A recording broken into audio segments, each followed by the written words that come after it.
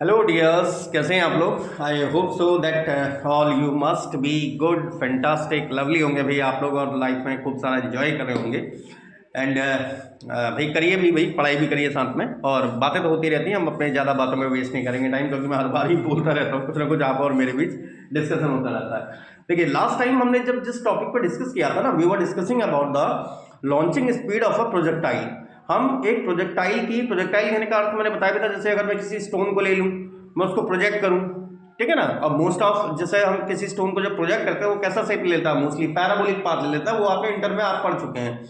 ऐसे ही अगर मैं किसी प्रोजेक्ट को लूँ और ऊपर की तरफ फेंकूँ, तो हम उसे कितनी स्पीड से फेंकें कि वो एक सर्टेन हाइट तक जाए, हमने इस बात में डिस्कस किया था। Then after we have discussed about the escape velocity on earth surface.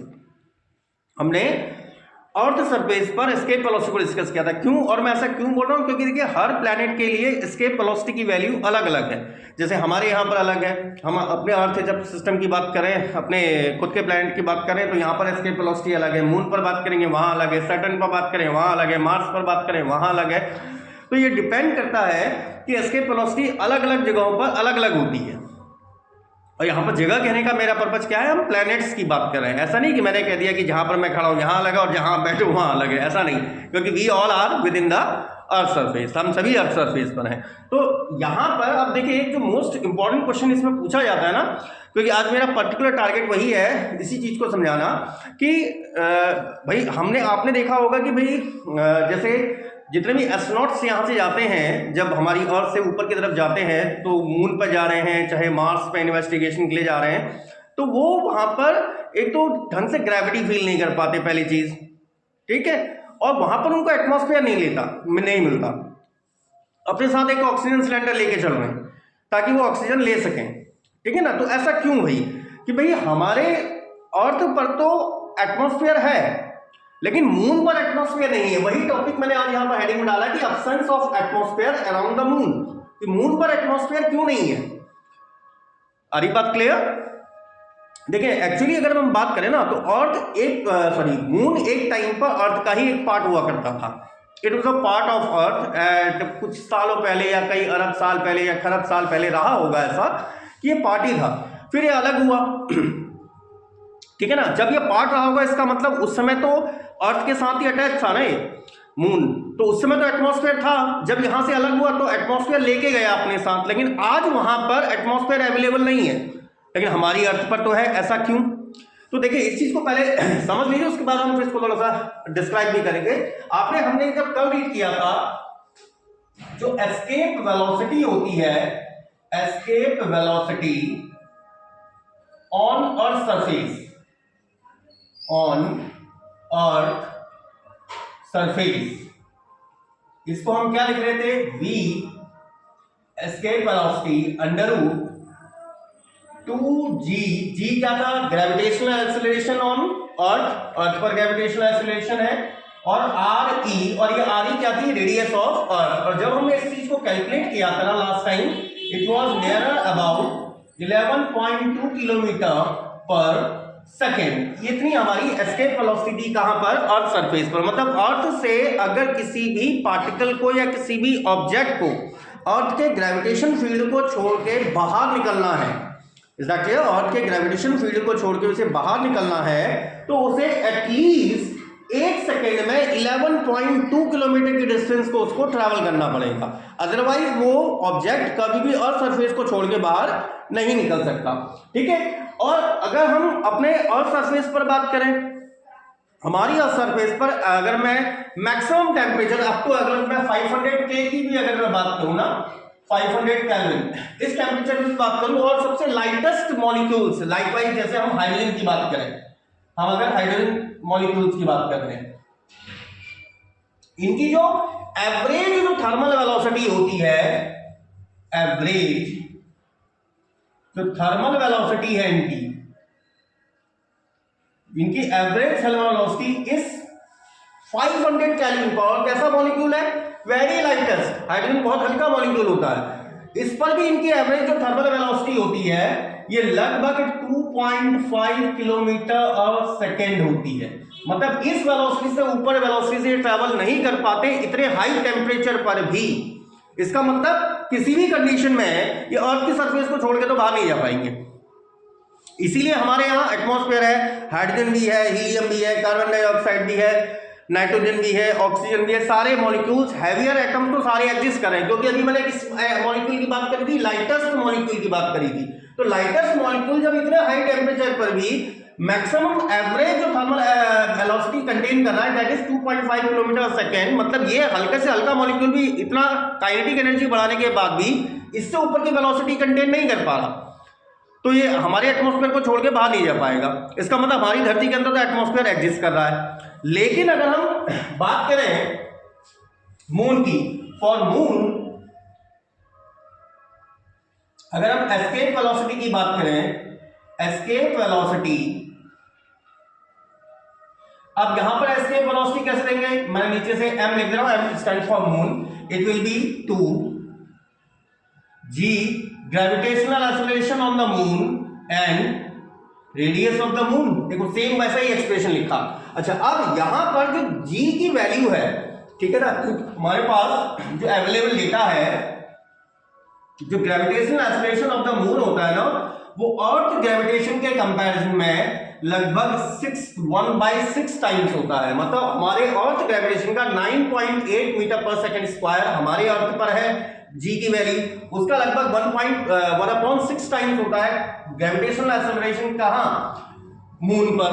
और जो रेडियस ऑफ मून है ये भी आपके हमारी अर्थ के कंपैरिजन में काफी छोटी है, ये लगभग होती है 1740 के आसपास, 1740 या 1750 की किलोमीटर के आसपास होती है। और इसको आप नियरली अबाउट मान सकते हो कि हमारी अर्थ रेडियस का लगभग 3.5 या 3.6 टाइम्स, 1/3.6 या 1/3.7 टाइम्स। अब अगर मैं इसी वैल्यू को, तो अगर एस्केप वेलोसिटी ऑफ मून अगर हम इस चीज को फाइंड आउट करें तो हमारे पास ये वैल्यू क्या आ जाएगी कैलकुलेट करके 2, इसको आप क्या लिख सकते हैं g(6), और इस वैल्यू को लिख सकते हैं rm को लिख सकते हैं हम re/3.6, it will become √2gre/6 into 3.6। और अगर हम इसको कैलकुलेट करें ना, ऊपर की वैल्यू तो हमें पता ही है,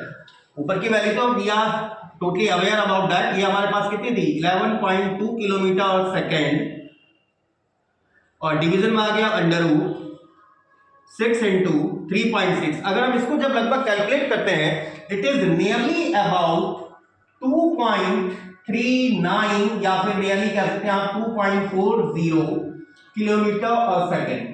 मतलब अगर हम एस्केप वेलोसिटी कहां बात कर रहे हैं, मून पर, तो मून पर एस्केप वेलोसिटी मेरी कितनी आ रही है 2.4 किलोमीटर और सेकेंड।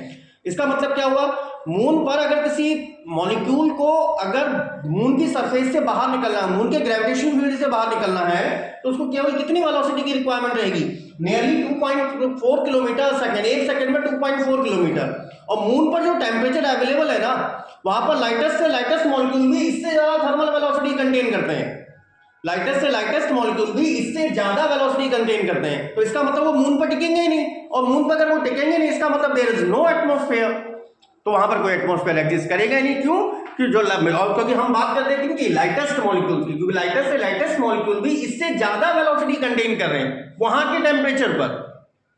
और उसका रीजन बेसिकली क्या आया कि वहां पर एस्केप वेलोसिटी क्या है, काफी लीस्ट है। Is that clear? तो एक बार इसको कॉपी कर लीजिए, then we are explaining it in a written portion. Is that clear? एक बार इसको कॉपी कर लीजिए, फिर हमारे पास अंदर we will calculate it again. लेकिन एक बार इसको फर्स्ट ऑफ ऑल कॉपी कर लीजिए। चलिए, आपने कॉपी कर लिया होगा। अब इसको थोड़ा सा थ्योरेटिकली जो मैंने बोला था वही चीजें हमको लिखनी है, तो आप स्टार्टिंग से यहीं से शुरुआत करिए। As we know that escape velocity on the surface is, हमारे पास ये वैल्यू है, and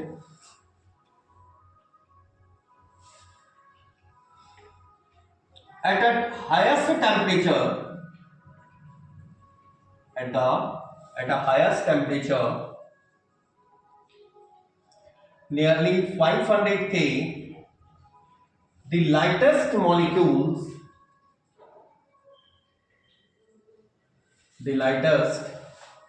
molecules like hydrogen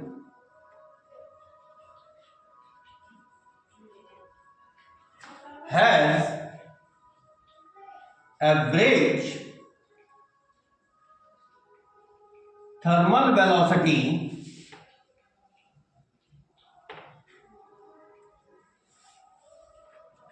to 2.5 kilometre per second. तो हमने क्या लिखा है, at a highest temperature the lightest molecule like hydrogen has average thermal velocity 2.5 kilometre per second on earth surface.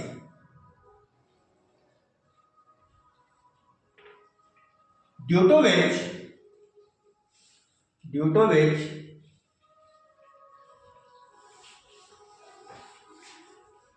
here is a dense atmosphere including number of gases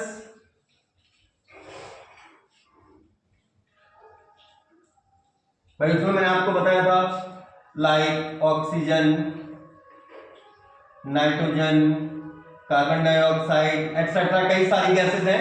and on the due to which here is a dense atmosphere on earth.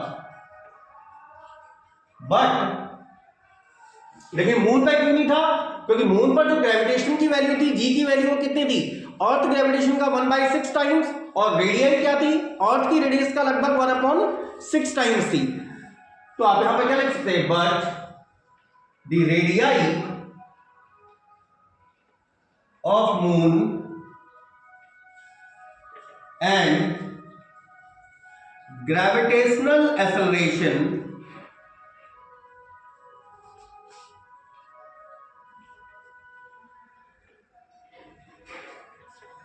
GM is very small, but the radii of the moon and the gravitational acceleration GM is very small as compared to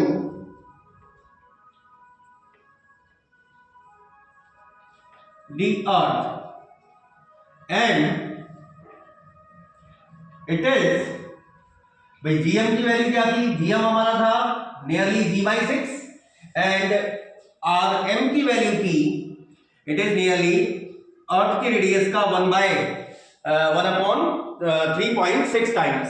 तो but the radius of the moon and the gravitational acceleration on moon, या GM जिसको हमने लिख दिया है, is very small as compare to the earth, and it is GM equals to A। So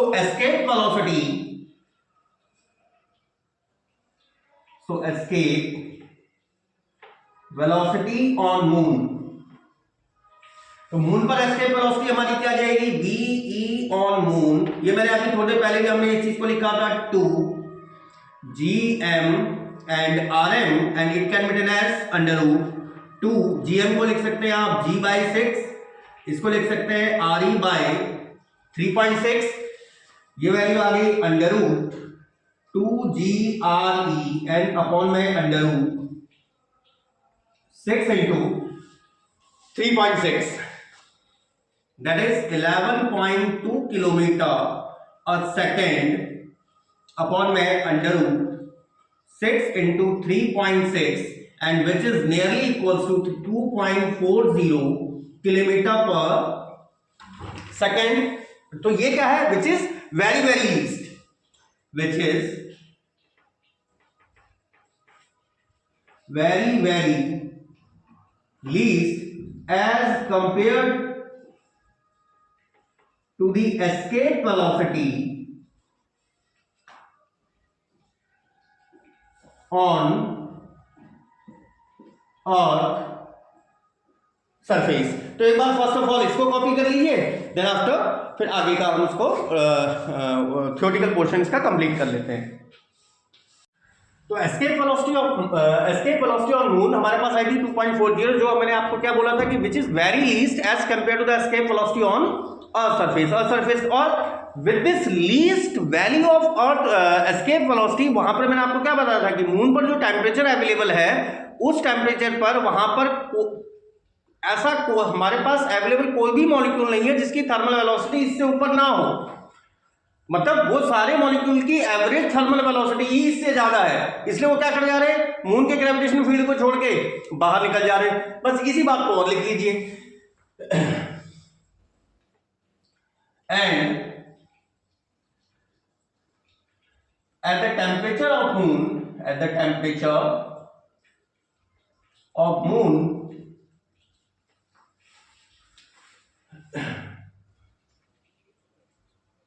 the molecules, gaseous molecules की हम बात कर रहे हैं, ठीक है ना, the molecules have such a thermal velocity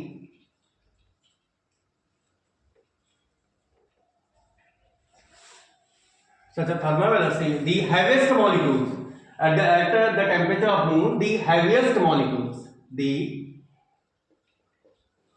भारी से भारी molecules, the heaviest molecules has such a thermal velocity which is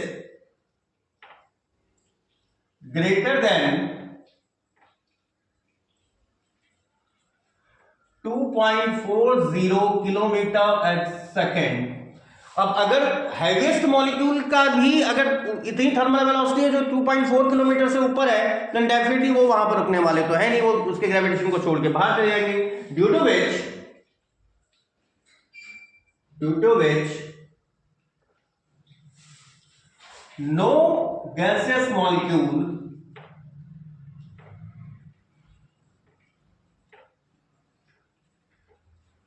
remain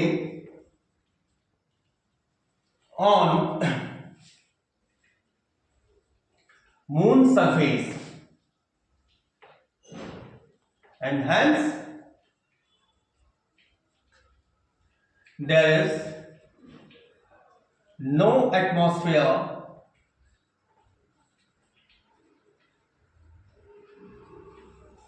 in moon। लेकिन कई जैसे जुपिटर है, सैटर्न है वहां, और या फिर हम सन की बात करें, काफी डेंस एटमॉस्फेयर है वहां पर, ठीक है ना। एटमॉस्फेयर का मतलब कहने का अर्थ ये नहीं कि that we are only talking about that which is suitable for the human life, क्योंकि हमारा जो अर्थ है, ये तो हमारे अर्थ में जो एटमॉस्फेयर है इसमें तो कई सारी गैसेज हैं। जैसे हमारे अर्थ के अंदर 79% नाइट्रोजन है और से इस रेस्ट ऑफ 21% लगभग ऑक्सीजन है। ऑक्सीजन का 19% ऑक्सीजन है, 2% अन्य गैसेज को काउंट कर लीजिए। और लेकिन ये क्या है, हमारे लिए सुटेबल है। लेकिन गैसेस, हम एटमॉस्फेयर की बात करें तो एटमॉस्फेयर कहने का मतलब हम केवल नाइट्रोजन और ऑक्सीजन की बात नहीं कर रहे हैं, we are talking about number of gases. तो मैंने आपसे क्या कहा कि जुपिटर हो गया, सैटर्न हो गया, वहां पर एस्केप वेलोसिटी इतनी ज्यादा है ना कि वहां पर एक डेंस एटमॉस्फेयर है। एग्जैक्टली है, एक डेंस एटमॉस्फेयर एग्जिस्ट करता है वहां पर, किसका, गैसेस का। एग्जैक्टली है। और बट चाहो तो आप देख लें, but Jupiter comma Saturn are such planets which has a very dense atmosphere due to the largest value of escape velocity on their surfaces। ऐसा क्लियर? तो वहां पर क्या है, उनके सरफेस पर एस्केप वेलोसिटी इतनी ज्यादा है जिस वजह से क्या होता है, वहां पर एक बहुत ही डेंस एटमॉस्फेयर एग्जिस्ट कर रहा है। तो आई होप सो आपके ये क्वेश्चन सही से समझ में आ गया होगा। वैसे तो मैंने स्टार्टिंग में ही आपको एक्सप्लेन कर दिया, बट हाँ तो थोड़ा सा थ्योरेटिकल पोर्शन लिखने का एक एग्जाम में रहता है कि हम किस तरह से उसको डिफाइन करें, इसलिए मैंने आपको वो चीज़ दिखा भी दी। तो आई होप सो आपके लेक्चर काफ़ी अच्छे से समझ में आया होगा। भाई मेहनत करिए, आज का टारगेट मेरा यही था कि मून पर उसको समझा पाएँ।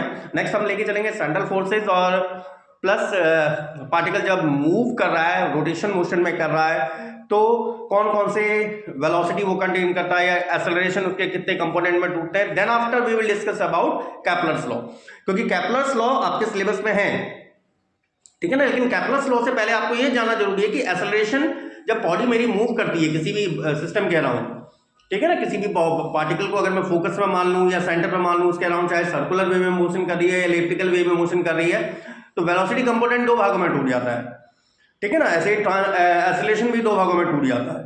तो वो सब पहले डिस्कस करना जरूरी है ताकि आपको वहां पर फिर प्रॉब्लम ना हो, ठीक है ना, क्योंकि रखने वाला काम नहीं करना है फ्रेंड्स, ठीक है ना, केवल स्टडी करिए और लाइफ को एंजॉय करिए, और मजा आ रहा है तो भाई लाइक शेयर और सब्सक्राइब करिए, और खूब जम के मेहनत करिए भाई अपनी लाइफ में। Till then goodbye dears.